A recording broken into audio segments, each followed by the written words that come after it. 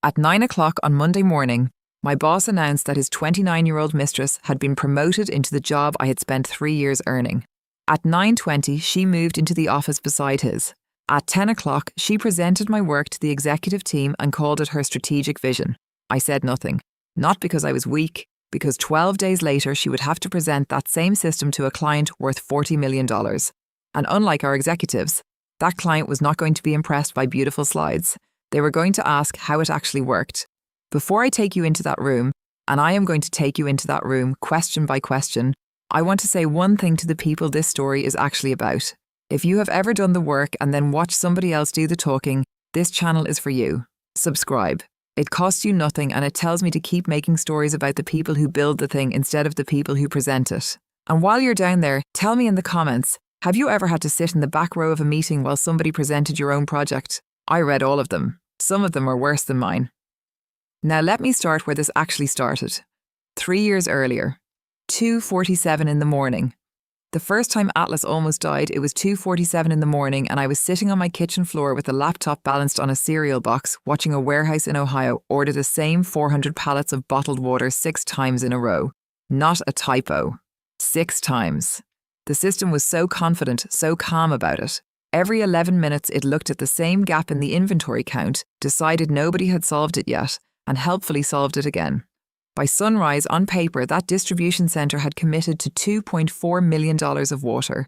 I was 32 years old and I remember thinking very clearly, if I do not fix this in the next 4 hours, I will spend the rest of my career explaining it. I fixed it in 3. That's Atlas. That's how it was built. Not in a strategy offsite. Not on a whiteboard in a room with good coffee. It was built at 2:47 in the morning, one catastrophe at a time, by people who were too tired to be political. My name is Laura Bennett. At the time this story starts, I was the implementation lead at Nexora Solutions, an enterprise software company that sold supply chain management to companies large enough that a single bad number could shut down a port. Atlas was our new platform. It was supposed to take a client's warehouses, suppliers, transport partners, and order systems, all of which hated each other, and make them agree on what actually existed in the world. That sounds simple until you try it. Because here is what nobody tells you about supply chain software. The technology is the easy part. The hard part is that a warehouse manager, a procurement director, and a CFO will look at the same shelf and give you 3 different numbers, and every one of them will be able to defend theirs. The warehouse counts what's there. Procurement counts what was ordered. Finance counts what was paid for. Atlas's real job wasn't to be smart. It was to be the referee that nobody could bribe. Over 3 years, I did the things that don't show up in a slide deck. I designed the reconciliation logic, the part that decides which system is telling the truth when 2 of them disagree. I wrote most of the implementation documentation, including the runbook, which is the boring 100-page file that tells a stranger at 3 a.m. exactly what to do when the thing is on fire. I owned the critical incidents, all of them. Every "Laura, are you awake?" text message for 3 years. I sat with the pilot clients, not the good meetings, the bad ones, the ones where a director of operations tells you, with a completely flat voice, that your product just made her look like a liar in front of her own board. And I trained our sales and solution engineering teams because our sales team kept promising features that did not exist, and somebody had to teach them the difference between a roadmap and a hallucination. 3 years, 14 major releases, 2 pilot clients that nearly walked and didn't. 1 platform that went from an embarrassment to the thing our whole company's growth story was built on. And through all of it, there was Mark Reynolds. Mark was our Chief Operating Officer. 45, married, extremely good-looking, in the specific way that expensive men are good-looking. Not handsome exactly, just maintained. He had this trick of putting a hand on the back of your chair when he leaned in to look at your screen, which somehow made whatever was on your screen feel like it belonged to both of you. Mark had never written a line of code, never sat through a data migration, never taken a 2 a.m. call. What Mark had was a genuine world-class talent for standing next to good news. And he had 1 sentence he said to me, maybe 200 times over 3 years.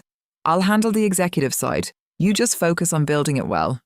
He said it kindly. He said it like a gift, and I believed him. I want to be honest about that because this story doesn't work if I pretend I was a victim from day one. I liked that arrangement. I hate rooms. I hate the theatre of the quarterly review, the pretending that a number you invented in a spreadsheet is a strategy. Mark offered to go be humiliated by the board on my behalf while I did work that I actually loved. So I let him carry the story upstairs.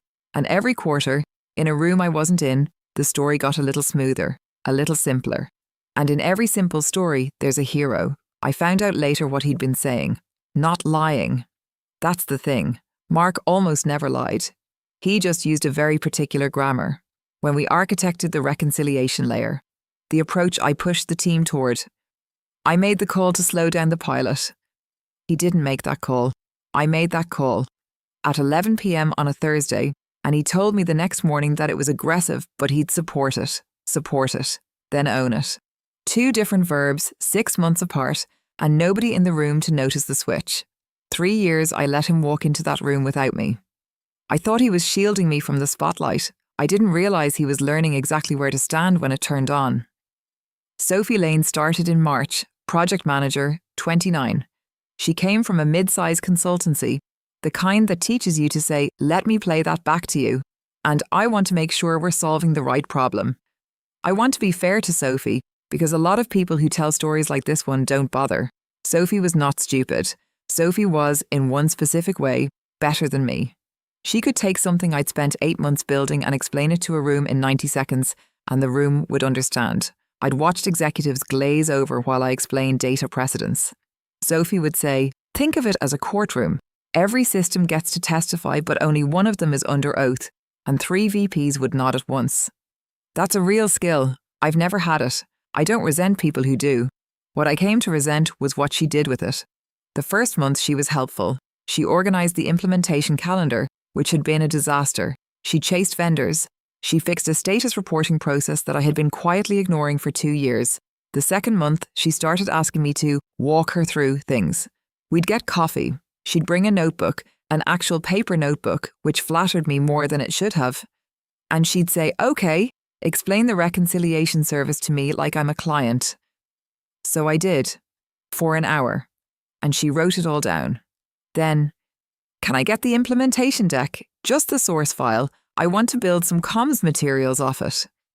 Then, do you have the pilot postmortems? I'm putting together a lessons learned narrative for leadership.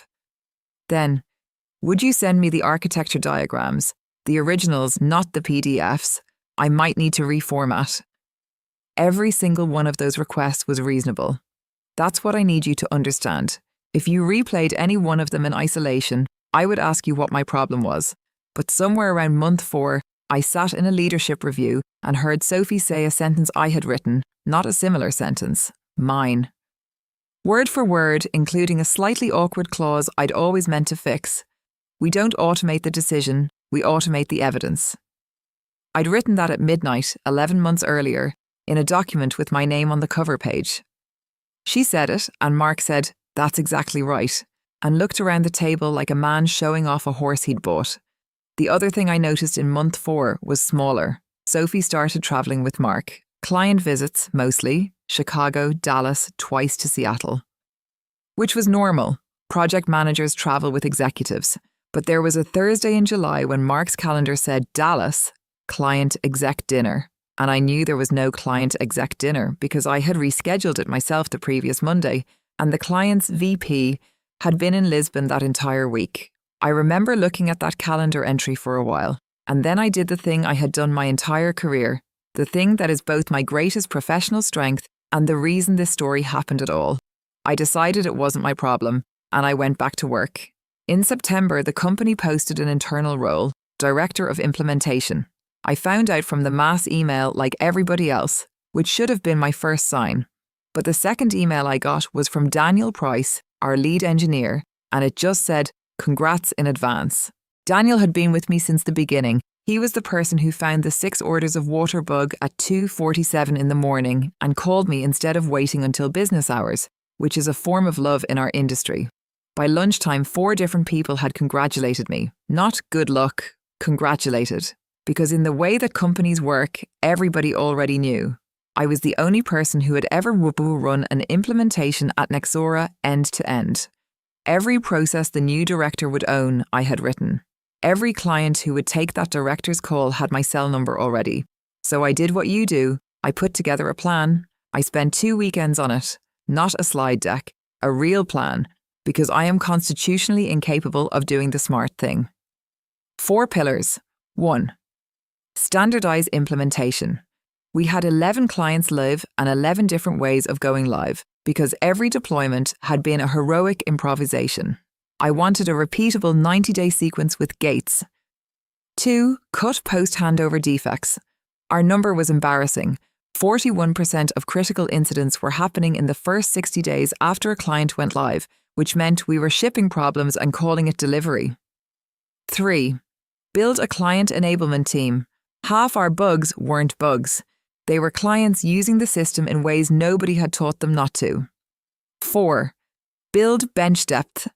Right now, the answer to every hard question at this company was ask Laura. That is not a strength. That is a single point of failure with a pension plan. I put it in a document, 22 pages. I sent it to Mark on a Tuesday night with a note that said I'd like to walk him through it. He replied at 11:40 p.m. This is great. Really thorough. Let's discuss. We discussed it on Thursday in his office, and it was the strangest conversation of my career. He was warm, he was complimentary, he kept saying the plan was exactly right. And then, about 20 minutes in, he leaned back and did the thing that men like Mark do when they're about to hurt you. He made it sound like career advice. Laura, you have the strongest technical judgment in this building. Nobody disputes that. Nobody. Okay. But the board doesn't buy technical judgment. The board buys confidence. He turned his hand over. They need to see someone who can carry a room, and you, and I say this with total respect, you explain things. You don't sell them. I said, the role is director of implementation. It's not a sales role. And he smiled at me like I'd said something charming and slightly naive, and he said, everything's a sales role. 9 days later, Sophie Lane presented to the executive committee. I wasn't in the room. Daniel was, taking notes for the engineering readout. He came and found me afterward at my desk, and he stood there for a second too long before he spoke, and I knew. He said, she presented a 4-pillar plan. I said, what were the pillars?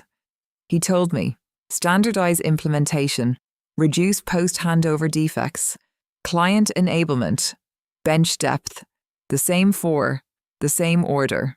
She'd even kept my phrasing on the third one, enablement, not training, because I'd argued in the document that training implies a one-time event and enablement implies a relationship. Daniel said, Laura, did you send her that document? And I said, no, but I had sent it to Mark. They announced it on a Monday. 9 a.m, all hands, 40 people on the floor and 80 on video. Mark stood in front of the room and talked for 4 minutes about how the future of implementation was not just execution, but narrative, and how he was thrilled to announce that Sophie Lane would be stepping into the Director of Implementation role. There was applause, real applause, from people who didn't know. Sophie stood up and said she was humbled and that she couldn't wait to build on the incredible foundation that so many people had laid. So many people. Not one person. So many.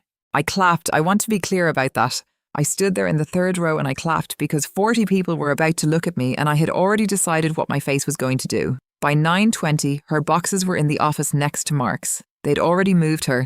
The nameplate was already printed, which meant it had been printed the previous week at the latest. At 10 o'clock, there was an executive review. Sophie ran it. She presented the Atlas implementation roadmap, my roadmap, with a new title slide. And at the top of slide 2, where the old deck used to say, prepared by the Atlas implementation team, it now said Strategic Vision, S. Lane. I sat in the back and took notes because that's what I'd been asked to do. Afterward, Mark caught me in the corridor, hand on the doorframe, blocking about 60% of it, in the way that men do without ever noticing they're doing it. I know today was hard. It's fine. You're the technical backbone of this company, Laura. That's not a consolation prize, that's the truth. Sophie is the right face. That's all this is. The right face. I said, understood.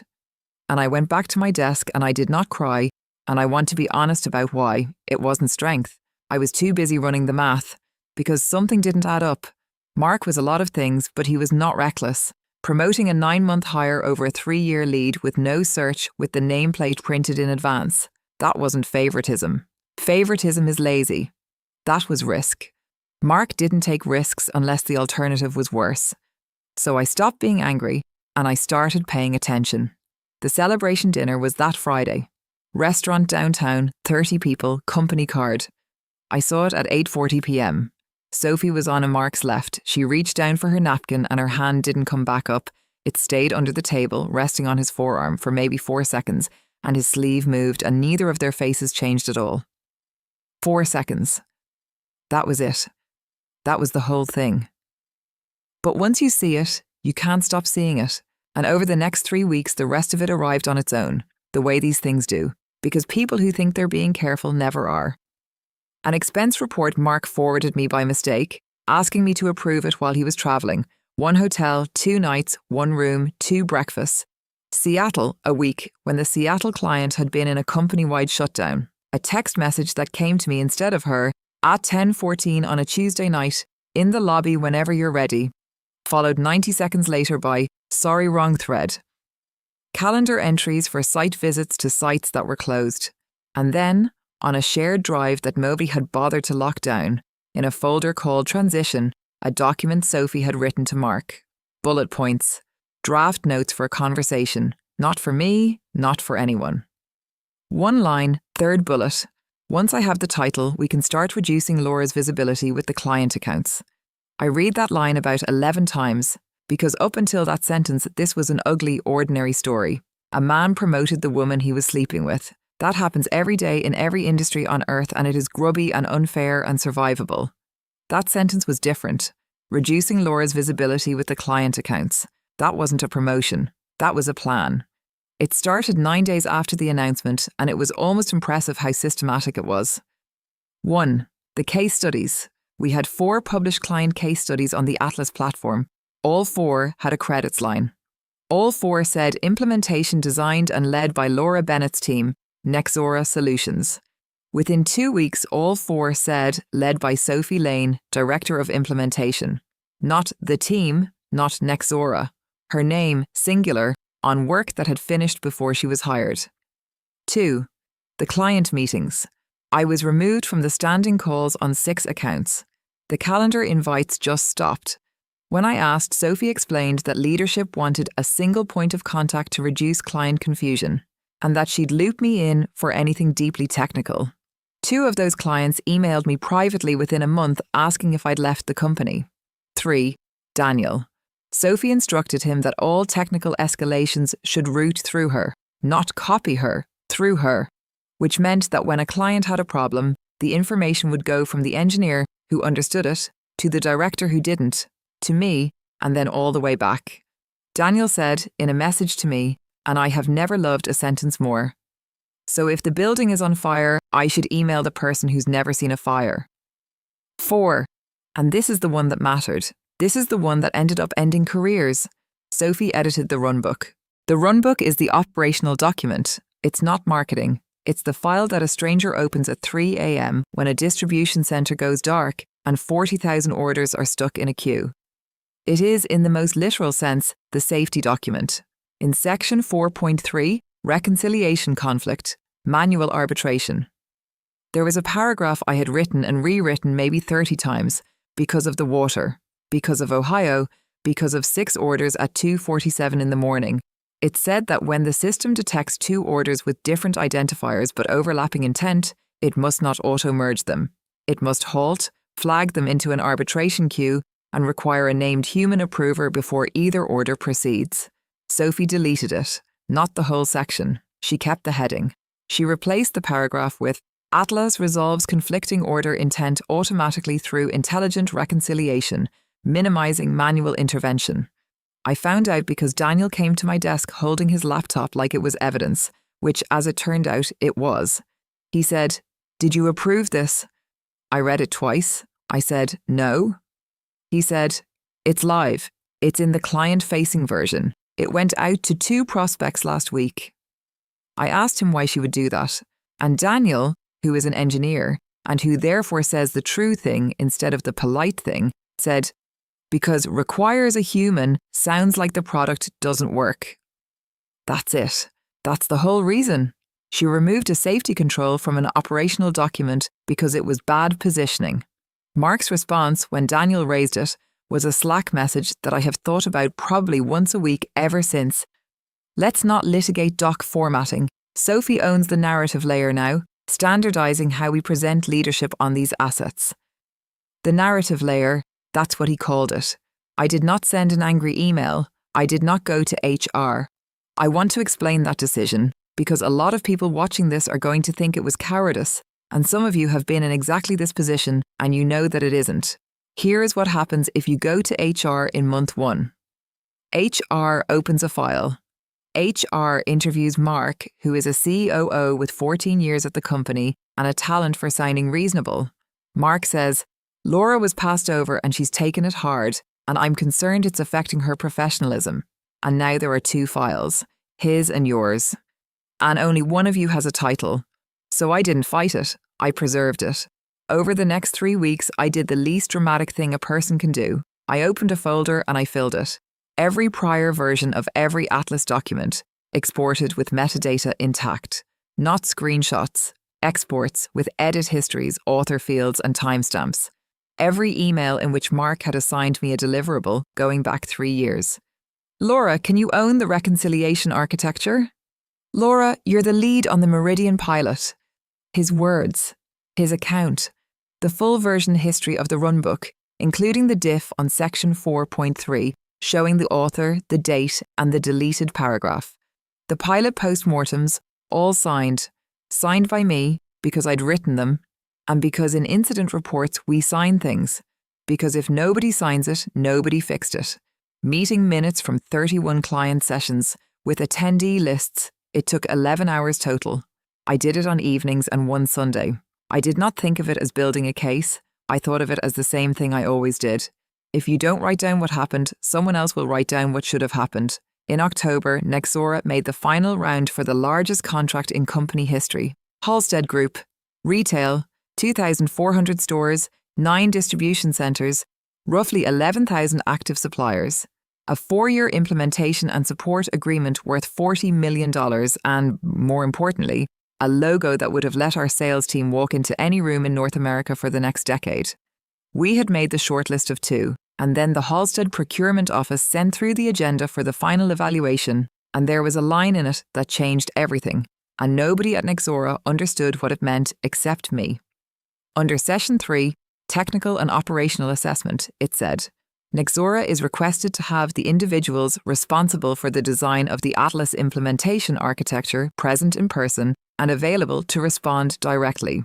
Vendor account and commercial representatives may attend but should not respond on technical matters. I read it in a conference room with 9 other people, and I watched almost every single one of them read straight past it, because it sounds like boilerplate. It sounds like the kind of thing procurement writes to feel important. It isn't. That clause exists because somewhere in Halstead's past, a vendor sold them a fantasy. Someone charming stood in a room and answered a hard question with a soft answer, and Halstead found out 18 months and several $1 million later. That sentence is a scar. Companies don't write clauses like that from theory. They write them from injury. And it also means one more thing, which I knew and Mark did not. The person who wrote that clause is not going to ask questions that are on your slides. They are going to ask the questions that reveal whether you've ever actually done this. That's the entire point. The evaluation was set for 12 days out. Halstead's side would be led by their Chief Supply Chain Officer, Olivia Grant. I'd never met her. I'd read about her. 31 years in operations, started as a shift supervisor at a beverage distributor, ran the network integration for a merger that industry people still talk about. The kind of executive who has personally stood in a distribution centre at 4 a.m. and knows exactly how loud they are. The prep meeting was that Friday. Mark ran it. He got about 90 seconds in before he said, Sophie will present. Nobody said anything. Daniel looked at the table. Then somebody from sales, one of the good ones actually, with it said, the agenda asks for whoever designed the implementation architecture. Mark did not miss a beat. He said, Sophie is the director of implementation. Which you'll notice is not an answer to that sentence. It's an answer to a different sentence. That was Mark's entire skill in one move. He assigned me a role. It's in the prep document and I still have it. Under Nexora attendees, 7th name down, Laura Bennett. Technical support if required. If required. He caught me afterward. Same corridor, same door frame, same hand. Laura, I need you with me on this one. I'll be there. That's not what I mean. He lowered his voice into the register menus when they want to sound like they're being vulnerable with you. Sophie is new in the seat. If she stumbles in front of a $40 million client and someone in that room jumps in to correct her, the client doesn't see a strong bench. They see a company that doesn't trust its own leadership. Don't make her look bad in there. This is the moment we show up as one unified team. I looked at him for a second, and I thought about the Ohio warehouse, and the paragraph she deleted, and the sentence once I have the title. And then I gave him the most honest answer I have ever given a human being, which he heard as agreement and which was not. I said, I'll only speak when the client asks the right person. Sophie booked 3 days with me, 9 hours a day, blocked out on the calendar, titled Atlas Deep Dive, S. Lane/L. Bennett. I showed up on time for all 3 days. I brought the architecture diagrams, the reconciliation spec, the pilot postmortems, the exception catalogue, the supplier tiering model, and the runbook. The real one, the one with section 4.3 still in it. And I taught her honestly, that is not me being noble, that is me being professional. And also, if I'm being completely truthful, it's me running an experiment. Because I wanted to know something. I wanted to know whether Sophie thought she was a fraud or whether she genuinely believed that what she had was enough. By hour 2 of day 1, I had my answer. Here is what she asked me over 3 days. I wrote it down that night because I could feel it becoming important. Which of these numbers is the most impressive one to open with? Is there a version of the architecture diagram with fewer boxes? This one looks complicated. What's the strongest customer quote we have? If they ask about timeline, what's the number I can say without committing us? Can we cut the exception catalogue? It's kind of a downer for slide 7. Every single question was about the room, and here is what she never asked, not once, not in 27 hours. She never asked what breaks. She never asked which failure mode scares me.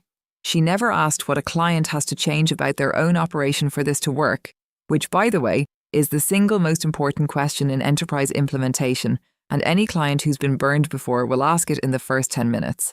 She never asked what Atlas can't do. On day 2, I tried to give it to her anyway. I said, Sophie, let's spend an hour on limitations. And she said, pleasantly, without any malice at all, I don't think we want to lead with weaknesses in a competitive final. I said, you won't be leading with them. They'll ask. She said, they're a retailer. They'll ask about ROI. And that was the moment I understood that this wasn't arrogance. Sophie genuinely did not know that a different kind of question existed. In her world, the world of internal reviews and executive committees and quarterly updates, the questions are always the same questions, and the person who has memorized the best answers wins. She had never sat in a room with someone who was going to spend $40 million. On day 3, I said one more thing. I want it on the record because in the investigation later this mattered. I said, Sophie, Olivia Grant ran a network integration for a merger. She's going to ask you about failure states, not benefits. If you don't want to do that, I'm happy to take the technical section and you take everything else. That's a normal way to run a room. She said, Mark and I have talked about it. I've got it. That night, Daniel and I were the last 2 people on the floor, and he asked me how the prep had gone. I said, she's got the whole deck memorized, word perfect, better than I could do it. And Daniel said the sentence that I think about more than any other sentence in this entire story. She's learning the presentation. She's not learning the system. The evaluation was on a Thursday in Halstead's headquarters, in a boardroom on the 11th floor with windows on 2 sides and a table long enough that you had to make a decision about where you sat. Halstead had 9 people. Olivia Grant sat in the middle of the long side, not at the head, which told me something. She had a printed binder in front of her, tabbed, annotated in 3 colours. Nexora had 7, Mark at the front, Sophie standing, sales in the middle, and me and Daniel in the second row of chairs against the wall. Not at the table. Mark had arranged the seating. Sophie opened at 9:04. And I need to tell you the truth, because this story is worth nothing if I lie to make myself the hero. For 22 minutes, Sophie Lane was excellent. She was better than I would have been. She had the room's attention inside of 30 seconds. She had a genuinely good opening. She didn't start with Nixora. She started with a 2-sentence description of Halstead's own peak season problem, so specific that two of their people glanced at each other. Her pacing was immaculate. Her slides advanced on the beat. She used the courtroom metaphor, and I watched a Halstead VP write it down. She told the story of the Meridian pilot, our best case study, 40% reduction in stockouts, 11 weeks to value. She told it like it was a story she'd lived. Mark was leaning back with his arms folded and this small, satisfied expression. At one point, he looked back over his shoulder at me, not gloating exactly, something worse. He looked reassured, like a man watching a bet come in. At 9:26, Sophie said, "And with that, I'd love to open it up for any questions." The room was quiet for about 4 seconds.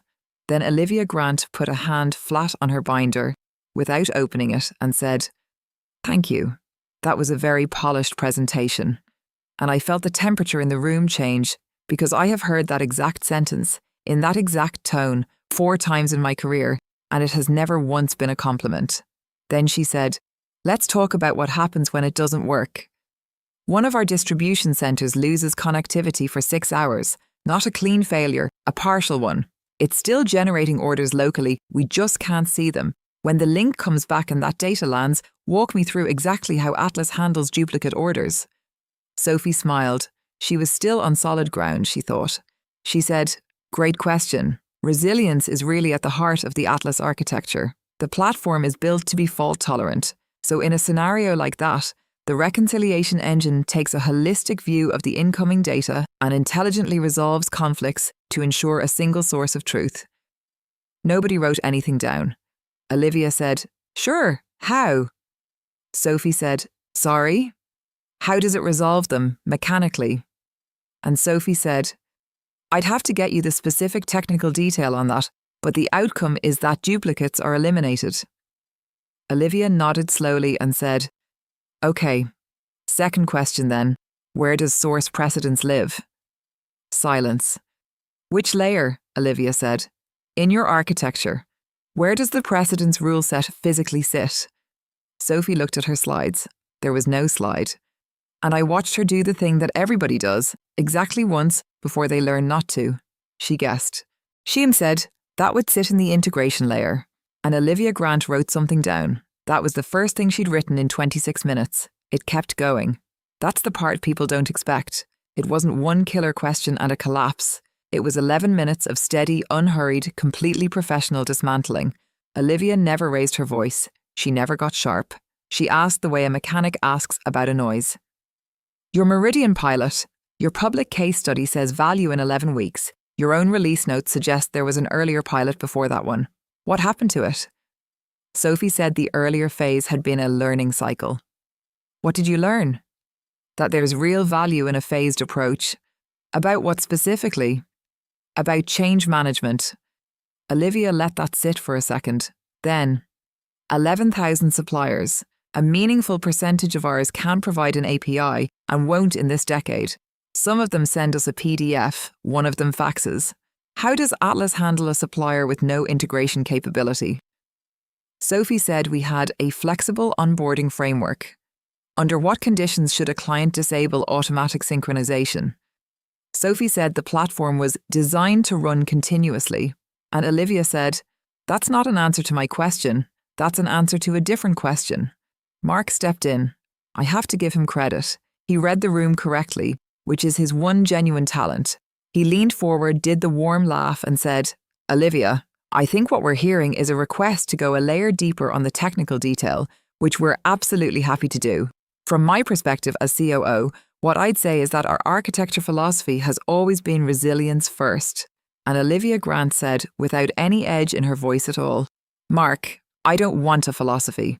One of my distribution centres is going to go dark on a Sunday in November, and I need to know if it will double order 16,000 units of a seasonal SKU that I cannot return." Mark said nothing, because Mark did not know. Then she asked the last one. "Final question, and then we'll take a break. If your algorithm generates a duplicate order, If Atlas does this autonomously, no human involved, who is liable? You or us? And that is the question.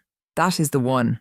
Every buyer in enterprise software eventually asks it, and the answer separates vendors who have actually deployed a system from vendors who have only sold one.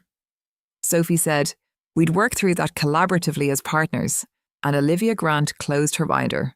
She said, "I'd like to understand who I'd actually be working with." She turned a page in the appendix. "You've submitted a project team roster. There's a name on it in 3 places that I haven't heard from." She read it out. Laura Bennett. Who is Laura Bennett? And every single head in that room turned around to look at the second row of chairs against the wall, including Mark's. I stood up. I want to be honest about what I felt because I've watched 100 of these stories and everybody always says they felt triumphant, and it isn't true. I felt tired. Because in that half second before I spoke, I understood exactly how much of my life had gone into that room and how close I'd come to sitting quietly through the ruin of it. I did not attack Sophie. I want that on the record too. And not because I'm a good person, because attacking her would have cost us the contract. Halstead was not going to hand $40 million to a company that eats itself in a boardroom.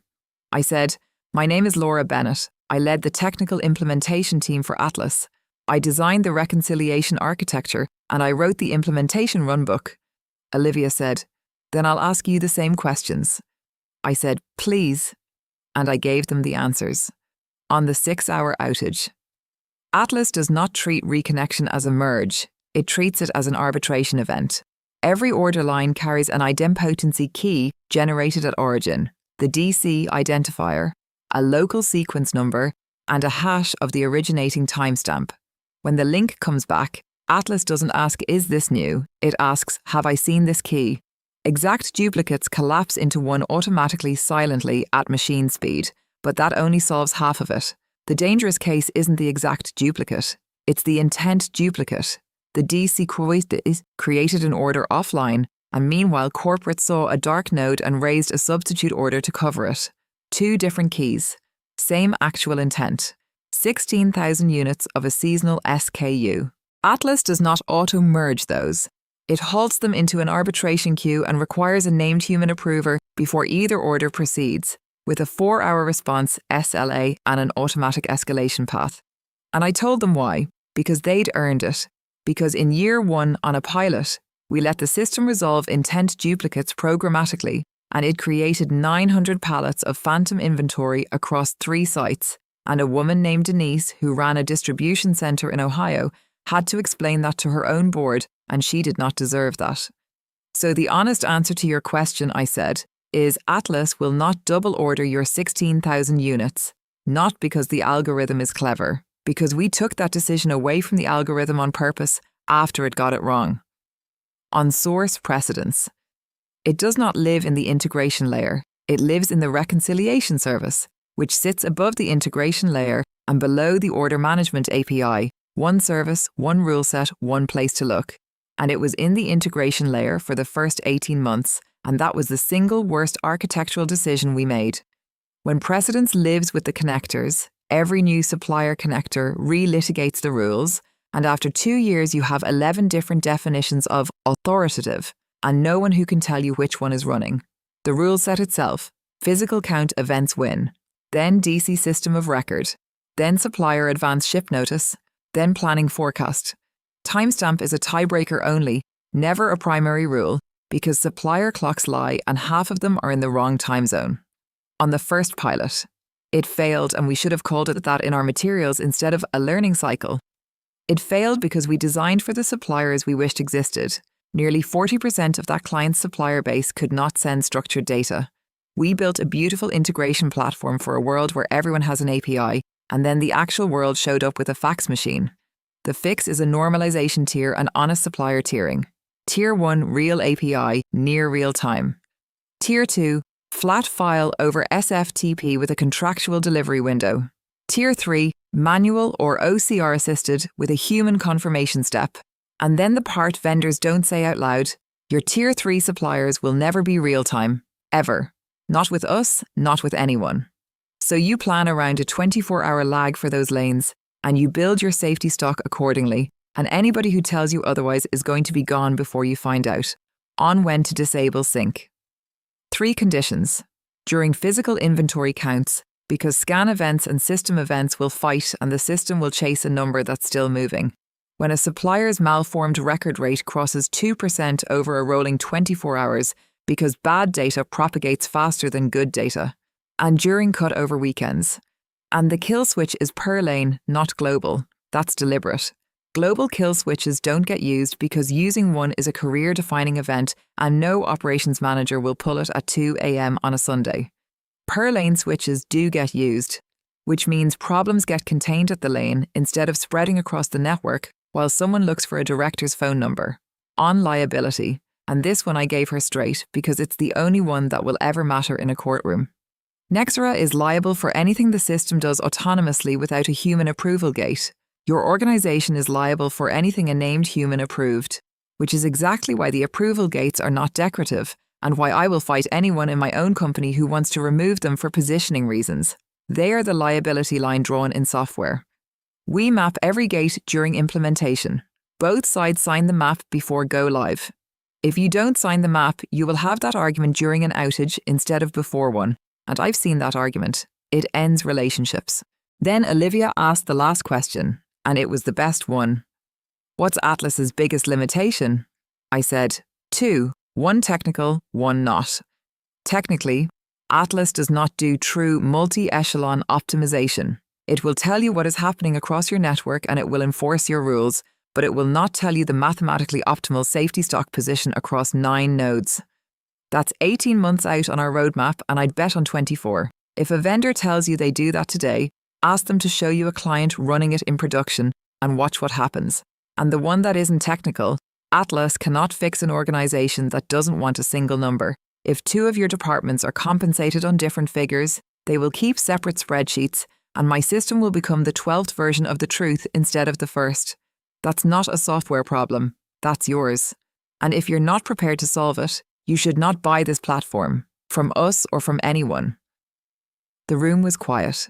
Olivia Grant looked at me for a moment, and then she said, "Thank you. That's the first thing anyone has told me today that I actually believe." Sophie knows the presentation. I know what happens when the presentation fails. There was a 15-minute break. I went out into the corridor to find water, and Sophie came after me, and she was not crying. She was furious, in that tight, controlled, professional way where everything happens in the jaw. She said, "What was that?" I said, "That was the client asking questions." "You humiliated me in there, deliberately. You sat in the back for 20 minutes and you let me. I offered to take the technical section, twice. You made me look like I don't understand my own project." And that's when I asked her, not cruelly. I actually wanted to know, and I think she could hear that, which is probably why she answered.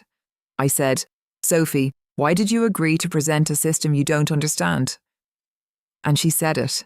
She said it fast and loudly, in the specific way people say things when they've been holding them for a while and the pressure finally wins. Because Mark told me I didn't need to. He said I just had to be the one standing in front of the client. He said you'd always be in the back to fix everything. The corridor had that particular kind of silence afterward, because Sophie had been facing me, and I had been facing the corridor, and I could see what she couldn't. Olivia Grant was standing about 20 feet behind her, with a coffee cup, next to Halstead's General Counsel and their VP of Operations. All 3 of them had heard every word. Sophie saw my face change. She turned around, and to her credit, genuine credit, and I'll say this for the rest of my life, she didn't try to walk it back. She didn't laugh and say it was out of context. She just stood there and let it be true. Olivia Grant said, "We'll reconvene in 10 minutes," and walked past both of us. And that was the end of it. Not the technical questions, not the boardroom. That. Because a bad presentation is a bad day. A bad presentation is a vendor who sent the wrong person and you tell them to send a better one. What Sophie said in that hallway was an operating model. It said, at this company, the title and the work have been formally separated. One person is placed in front of the client. A different person, deliberately kept in the back, does the actual thinking. And the client is not told which is which means every commitment Nexera had ever made to Halstead had been made by someone who could not personally verify it. If you are about to sign a 4-year, $40 million operational dependency, that is not a personnel issue. That is a risk disclosure. Halstead did not reject the bid. That surprised everyone at Nexora, and it shouldn't have. Olivia Grant wasn't emotional about it.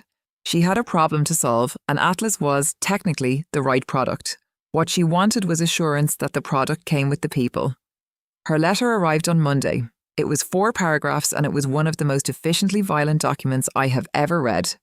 It said Halstead intended to proceed to final negotiation. It said that before signing, Halstead required written confirmation of the individuals accountable for the design and delivery of the implementation architecture, and that those individuals be named in the statement of work as key personnel with departure notification clauses.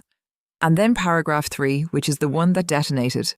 During the session, statements were made by Nexora personnel indicating that the individual presenting the implementation architecture was not the individual responsible for it, and that this arrangement was directed. We request written clarification of Nexora's governance of technical accountability prior to contract. We request written clarification. The board opened an internal review on Tuesday, and here is where 3 years of habit paid for itself. I did not have to build anything. I didn't have to reconstruct or remember or argue. Everything the review needed already existed, dated, signed, and boring. I handed over the folder. 3 years of Mark's own emails assigning me the work, in his own words, from his own account. Every prior version of every case study, with the author metadata intact and the find and replace visible in the diff. The full document history of the runbook, including section 4.3, the deleted arbitration paragraph, the author of the deletion, the timestamp, and the 2 prospect packets it had already gone out in. Daniel gave them the rest. He gave them the escalation routing change. He gave them his own message flagging the runbook edit as a safety issue, and the response he got, which was Mark's "let's not litigate doc" formatting. And he gave them a message Mark had sent him in September, 3 days before the promotion was announced, which he had never shown to anyone including me. Going forward, keep Laura invisible but available on the client-facing accounts. She's still the technical answer, she's just not the technical face. Invisible but available. Once that message was in the file, it stopped being a story about a woman who got passed over. It became a documented instruction to conceal from clients who was actually accountable for a system those clients were about to bet their operations on. The conflict of interest review came after, and it was almost an afterthought. The expenses, the hotel, the trips to sites that were closed, the undeclared relationship between a COO and a direct report he had personally promoted without a search into a role she had not applied for, with the nameplate ordered a week in advance. Mark and Sophie were both suspended within 9 days. 6 weeks later, they offered me the job. Director of Implementation, same title, same office, the one next to Mark's, which was empty by then. Everyone assumed I'd take it immediately. That's how these stories are supposed to end. The deserving person finally gets the chair. I took it, but I gave them a condition in writing, and I told them I wouldn't sign without it.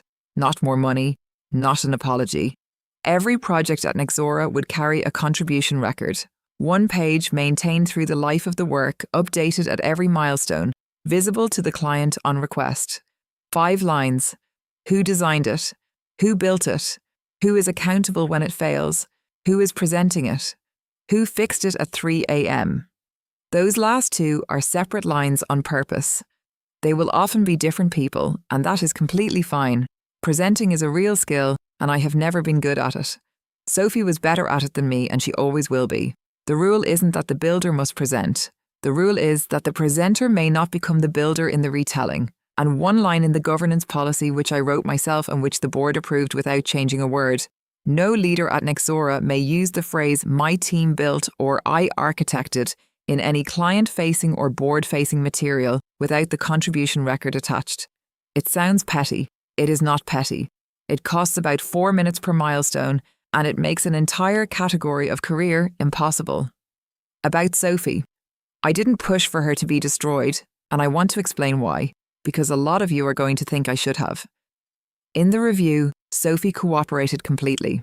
From the first interview, she confirmed the relationship.